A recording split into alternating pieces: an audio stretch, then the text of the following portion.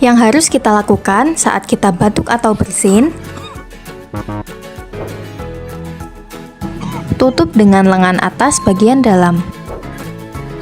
Tutup mulut dan hidung menggunakan tisu atau sapu tangan. Gunakan masker dengan benar.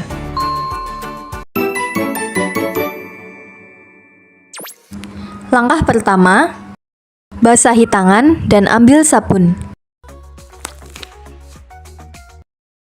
Langkah kedua, gosok kedua telapak tangan.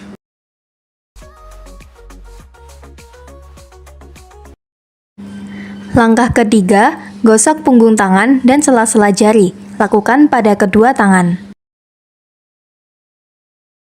Langkah keempat, gosok kedua telapak dan sela-sela jari kedua tangan.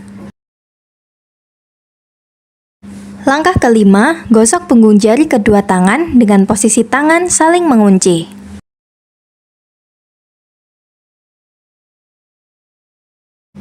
Langkah keenam, gosok ibu jari dengan diputar dalam genggaman tangan. Lakukan pada kedua tangan. Langkah ketujuh, usapkan ujung kuku tangan dengan diputar di telapak tangan. Lakukan pada kedua tangan.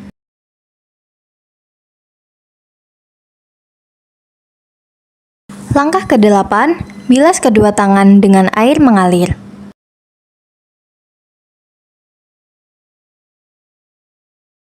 Langkah selanjutnya, keringkan tangan dengan handuk atau tisu.